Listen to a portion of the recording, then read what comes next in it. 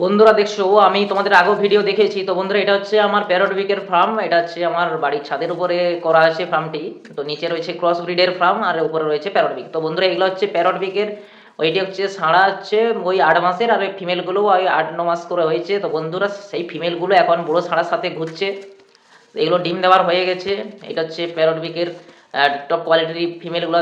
দেখে নাও বন্ধুরা, তোমরা চাইলে অবশ্যই বাচ্চা সংগ্রহ করে তোমরা চাষ করতে পারো। এইটা হচ্ছে আমার সানাটা, আর হচ্ছে এই যে কাটুল একটা সাদা রয়েছে। আর বন্ধুরা দেখাচ্ছি এই ছানাটা, দেখো কেমনভাবে ঠোঁট কোয়ালিটি। আর আমাদের এই পাশে তো গ্রামে আমরা চাষ করি, তো লেজ কোয়ালিটিটা মাটিতে নিচে ছাড়া হয়েছিল, সেই জন্য হচ্ছে লেজগুলো খারাপ হয়ে গেছে। তো বালিতে রাখলে বা উপরে ছাদে সিমেন্টে রাখলে এগুলো ঠিক হয়ে যাবে।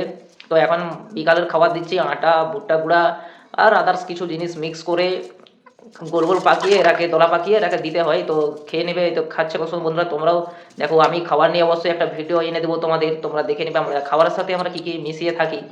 তো ভালোই গ্রোথ হচ্ছে বন্ধুরা, দেখছো এগুলো খুব কম মাসের উপরে। আর প্রাকৃতিক খাবার খেলে আর একটু বেশি গ্রোথ হবে। তো সবসময় প্রাকৃতিক খাবার প্রাকৃতিক জায়গায় ছাড়িয়ে রাখাটাই উচিত, কারণ তাড়াতাড়ি মুরগি এইসব পোকামাকড়, তারপর বিভিন্ন রকমের মাটির জিনিস কীটপতঙ্গ খেয়ে এরা একটু গ্রোথটা ভালো হয়। এবং সবুজ পালা, সবুজ পাতা, যাবতীয় ঘাস এইসব জিনিস খেয়ে থাকে, সেই জন্য গ্রোথটা বেশি হয়। বুঝলে বন্ধুরা?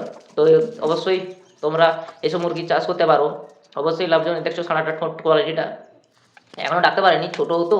তো অবশ্যই আমি এটা বড়ো হলে আমি তোমাদের দেখাবো। আর হচ্ছে এই ছানাটা দিয়ে আমি এখন ক্রস করাচ্ছি বন্ধুরা, এই যে এই ছানাটা দিয়ে। তো দেখতে পাচ্ছ ছানাটার কোয়ালিটি এবং ধাড়িগুলোর কোয়ালিটি। আর দেশিটা রয়েছে সাথে, বাড়িতে এটা রয়েছে যখন এর সাথেই রয়েছে ক্রস ব্রিডের মাল উঠবে। তো বন্ধুরা দেখছো এই ছানাটি আলাদা ধরনের ব্রিড। তো এর লেজের কাঠিগুলো দেখছো পুরো একদম লম্বা লম্বা কাঠি।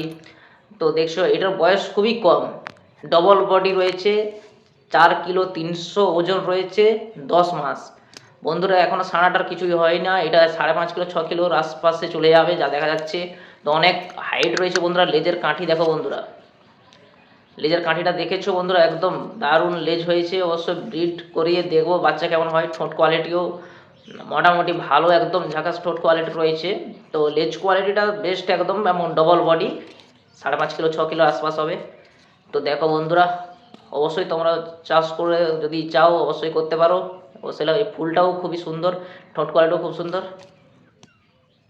তো বন্ধুরা কিছু দেখালাম প্যারট বিকের এই কালেকশনগুলো, কিছু দেখালাম, আরও রয়েছে, আরও পরে নেক্সট ভিডিও তোমাদের জন্য নিয়ে চলে আসবো। অবশ্যই চ্যানেলটি সাবস্ক্রাইব করে পাশে থাকো বন্ধুরা, এবং তোমাদেরকে আমি নতুন নতুন আপডেট দিব। তো চলো বন্ধুরা এই পর্যন্ত।